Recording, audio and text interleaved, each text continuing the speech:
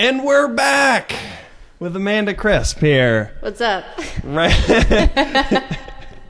right here on the show. And Amanda's going to play a song for us right now, right off the bat, with her musical virtuoso geniosity.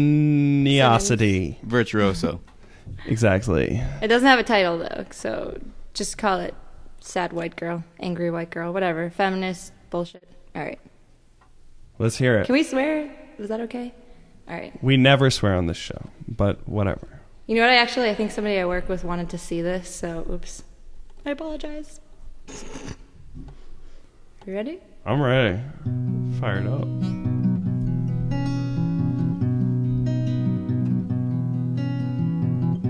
I remember wearing your red baseball cap, and we were sledding down Harvey's Hill. The memory sways like yesterday,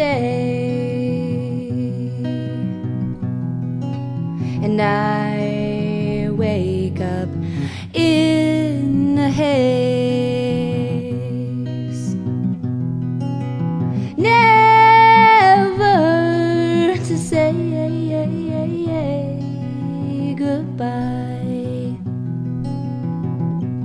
Why am I still here when it's been 5 years this past July? You never said goodbye.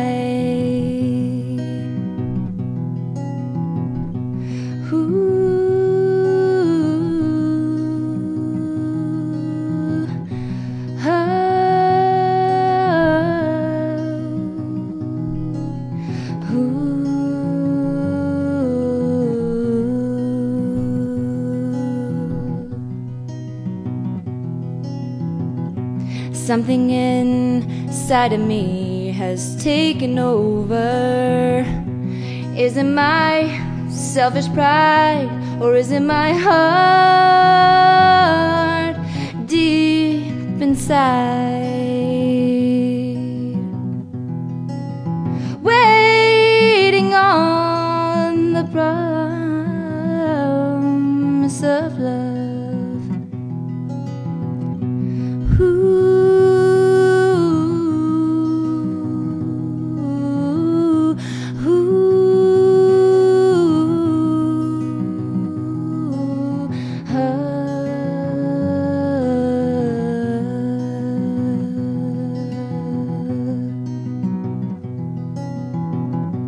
Letting go or choosing you, my drug. Waiting on the promise of love. I'll never say goodbye.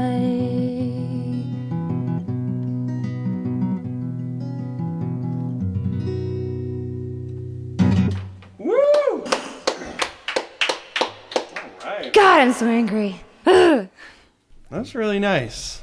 You didn't have a title for that song, is that correct? Yeah, no, it's a song I just wrote, so it's a little incomplete.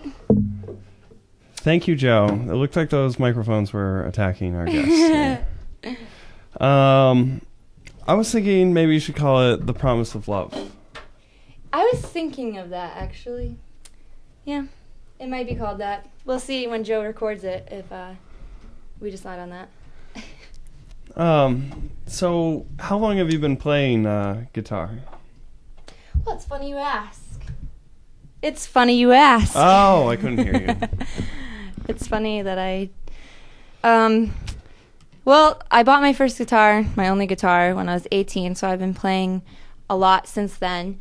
But I've kind of picked it up here and there since I was a little kid, because my dad plays and my mom plays, and they both sang, so I did a little of that too. Your singing, I will say, it's rather beautiful. Aw, thank you. It sounds like you're harmonizing with yourself. It's weird. It's good. Really? Yeah. Cool. Quite nice. Joe, what do you think? You like the guitar and then my voice kind of harmonizing together? It has like a... Right on. I like it. Yeah. I understand you take your feminist philosophies to church. I do, actually.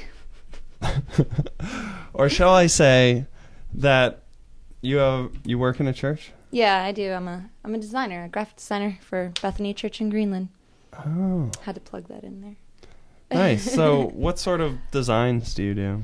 Well, the most recent thing that we did was a series called Compelled that we're doing for the next, I think we have like 10 weeks or 9 weeks left on it. It's called Compelled So the World May Know, and I did all the graphics for that, even the print material that goes out, in advertising and everything. So that was all my designs.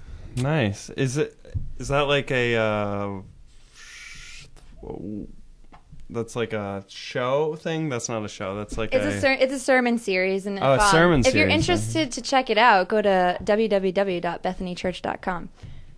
Okay. And is your graphic design business, is that just you?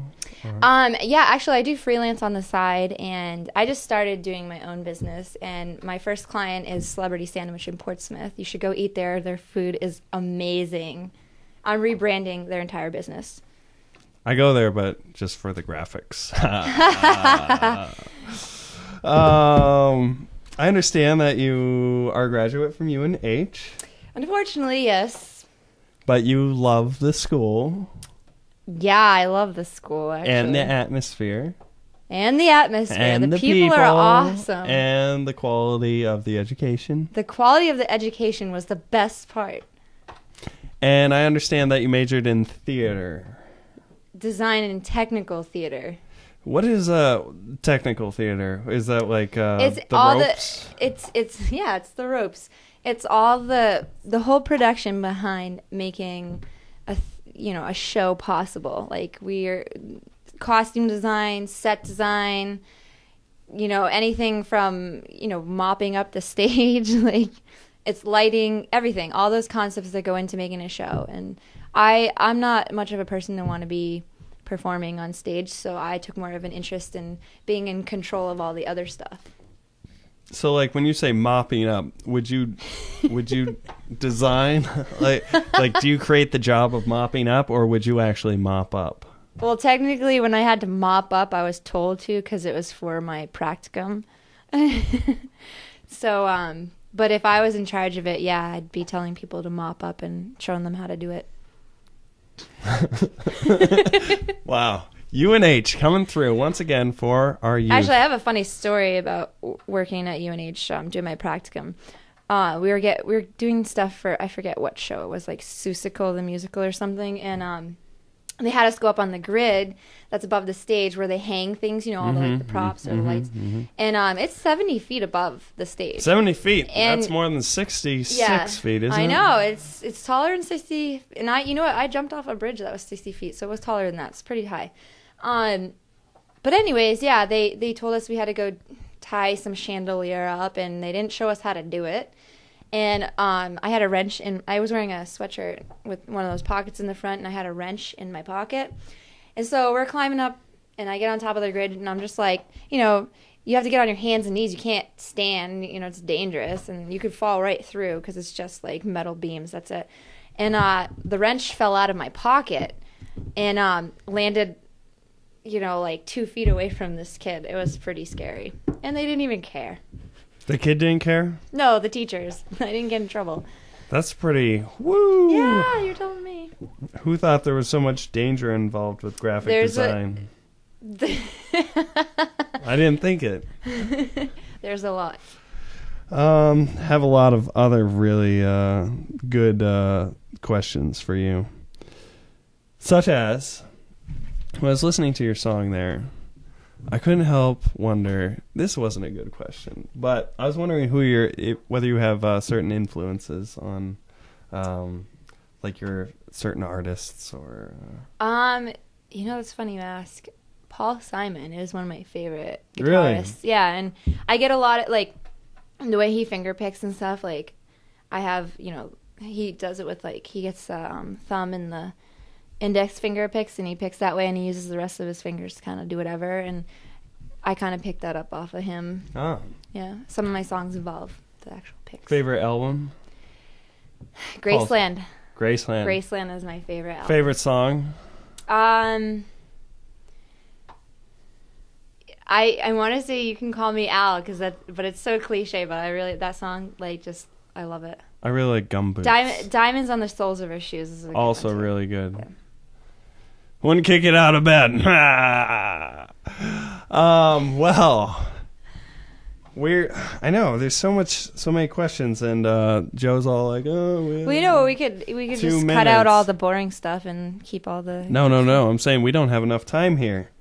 I hear you're very good with jokes, and you have a lot of good jokes. So, what do you got? Yeah, like good church folk jokes, good Christian jokes. Good Christian jokes, huh? Yeah. How do you kill a blonde? A dumb blonde. Oh, a dumb blonde. I don't know. You put a scratch and sniff sticker at the bottom of a pool. She drowns and dies. Well, with that, I think we'll wrap it up. Show and tell shows are now 10 minutes sharp. Second half. All right. Well, thank you very much for coming in. No problem. You sing like a bird, but like a really good bird. Not like a blue jay or something, but like a... Joe? Like a loon? Joe never comes on anymore. He never talks to me. He just makes those faces. Joe's shy. All right. Well, we'll see you next week on Show and Tell, the show where a lot of talent happens every week. Thank you.